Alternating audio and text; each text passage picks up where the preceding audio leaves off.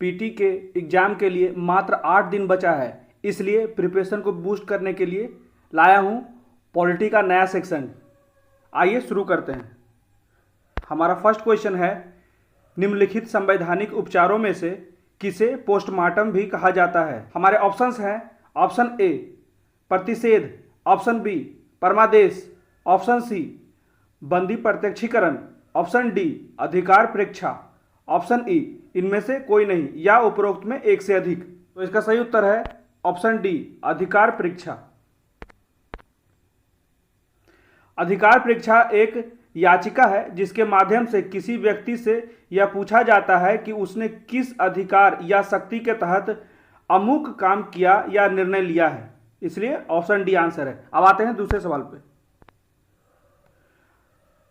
निम्नलिखित विशेषताओं में से केंद्रीय शासन व्यवस्था के लिए कौन सा सही नहीं है? हमारे ऑप्शंस हैं, ऑप्शन ए त्वरित निर्णय, ऑप्शन बी लचीलापन, ऑप्शन सी बड़े देशों के लिए आदर्श, ऑप्शन डी काम की एकरूपता, ऑप्शन ई इनमें से कोई नहीं या उपरोक्त में एक से अधिक। हमारा सही उत्तर है ऑप्शन सी बड़े देशों के लिए आदर्श। संघीय शासन को गठित करने के दो मार्ग, केंद्र और विभिन्न राज्य सरकारों के बीच सत्ता का बंटवारा हर संघीय सरकार में अलग अलग तरीके से होता है। यह बात इस बात पर निर्भर करती है कि संघ की स्थापना की ऐतिहासिक संदर्भ में हुआ है या नहीं। हमारा तीसरा सवाल है, निम्नलिखित भारतीय राज्यों में से किसकी राज्य विधानसभा में सदस्यों की संख्या अधिक है? हमारे ऑप्शंस हैं, option A Arunachal Pradesh, option B Himachal Pradesh, option C Manipur, option D Meghalaya, option E इनमें से कोई नहीं। तो इसका सही उत्तर है ऑप्शन बी हिमाचल प्रदेश। क्यों है? क्योंकि अरुणाचल प्रदेश का जो विधानसभा सदस्यों की संख्या है वो 60 है, ठीक है, और हिमाचल प्रदेश का 68 और बाकी ये दोनों का भी 60 ही है, इसलिए सही उत्तर है ऑप्शन बी। अब आते हैं अगले सवाल की ओर। हमारा चौथा सवाल है, विधि का नियम कानून का अधिराज्य का मतलब क्या है? हमारे ऑप्शंस हैं, ऑप्शन ए सभी के लिए एक कानून और सभी के लिए एक न्याय तंत्र, ऑप्शन बी सभी के लिए एक कानून और सभी के लिए एक राज्य, ऑप्शन सी सभी के लिए एक राज्य और सभी के लिए एक न्याय तंत्र, ऑप्शन डी एक के लिए सभी कानून और सभी के लिए एक नया तंत्र, ऑप्शन ई इनमें से कोई नहीं या उपरोक्त में एक से अधिक। तो हमारा सही उत्तर है ऑप्शन ए सभी के लिए एक कानून और सभी के लिए एक नया तंत्र, ठीक है। विधि का शासन यह कानून का अभिमान्य का आशय है कि सभी के लिए एक कानून और सभी के लिए एक न्याय तंत्र विधि के शासन का प्रमुख सिद्धांत होता है। कानून के समक्ष लोगों की समता भारतीय संविधान में अनुच्छेद 14 में प्रत्येक नागरिक के लिए एक ही कानून का प्रावधान है, ठीक है। आते हैं अगले सवाल की ओर। हमारा पांचवा सवाल है, पंचायती राज संस्थानों को 29 कार्यों की सूची किस अनुच्छेद के तहत दी गई? हमारे ऑप्शंस हैं, ऑप्शन ए अनुच्छेद 243H, ऑप्शन बी अनुच्छेद 243E, ऑप्शन सी अनुच्छेद 243F, ऑप्शन डी अनुच्छेद 243G, ऑप्शन ई इनमें से कोई नहीं या उपरोक्त में एक से अधिक। तो इसका सही उत्तर है ऑप्शन डी अनुच्छेद 243G, ठीक है। पंचायती राज संस्थानों को 29 विषयों के कार्यों की सूची अनुच्छेद 243G के तहत दी गई है। अब आते हैं छठे सवाल की ओर। निम्नलिखित में से कौन सा विकेंद्रीकरण का वैशिष्ट नहीं है? हमारे ऑप्शंस हैं, ऑप्शन ए स्वायत्तता, ऑप्शन बी लोक सहभागिता, ऑप्शन सी स्थानीय समुदायों में आत्मविश्वास को नहीं जगाना, ऑप्शन डी स्थानीय समुदायों को सशक्त बनाना, ऑप्शन ई इनमें से कोई नहीं या उपरोक्त में एक से अधिक। तो इसका सही उत्तर है ऑप्शन सी स्थानीय समुदायों में आत्मविश्वास को नहीं जगाना।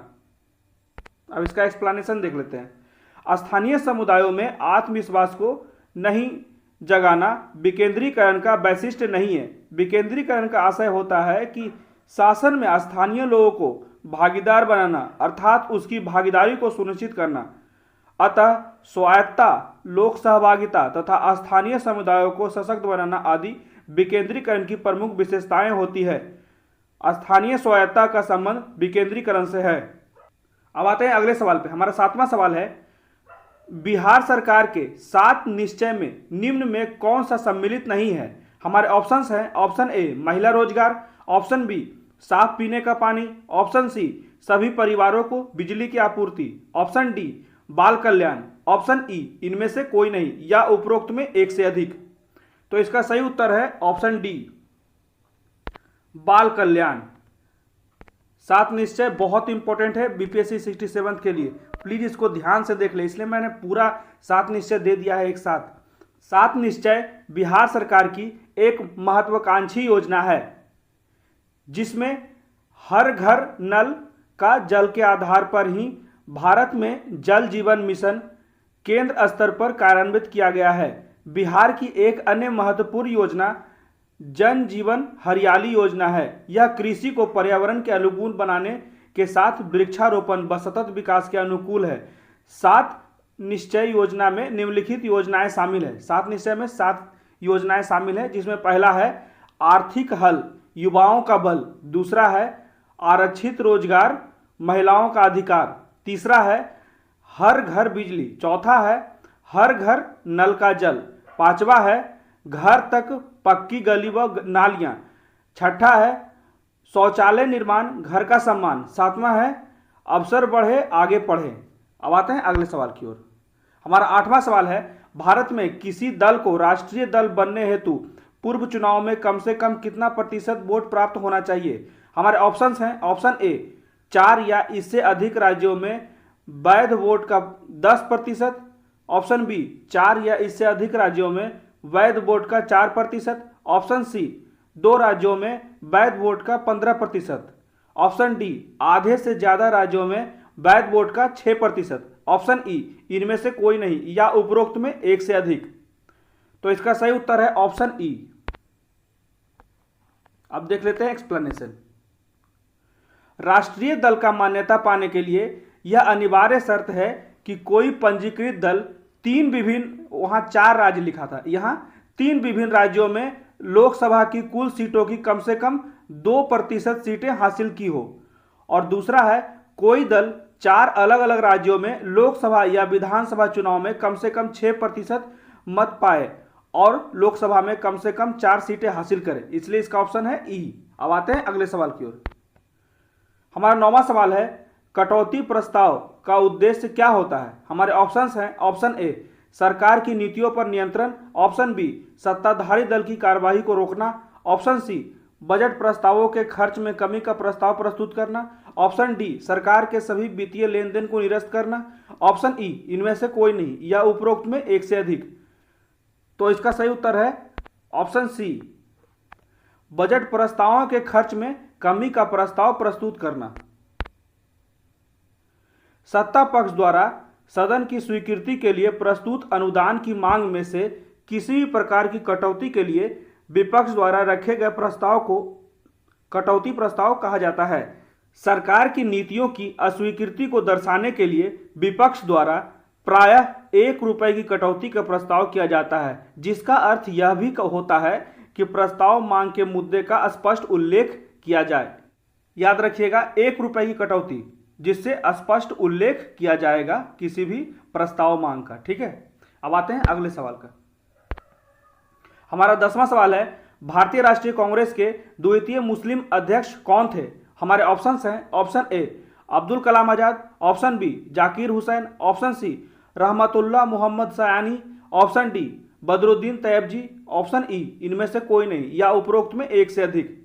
भारतीय राष्ट्रीय कांग्रेस के प्रथम महिला अध्यक्ष बदरुद्दीन तैयबजी थे। ठीक है, और दूसरे कौन थे? तो कांग्रेस के द्वितीय महिला अध्यक्ष रहमतुल्लाह सयानी। ठीक है, तो इसलिए इसका आंसर हो जाएगा ऑप्शन सी। ठीक है, पहला याद रखिएगा बदरुद्दीन तैयबजी और दूसरा है रहमतुल्लाह मोहम्मद सयानी। ये थे हमारे 10 सवाल। Thank you. प्लीज ज़्यादा से ज़्यादा शेयर करें मेरे वीडियो को और सब्सक्राइब करें मेरे चैनल को। Thank you.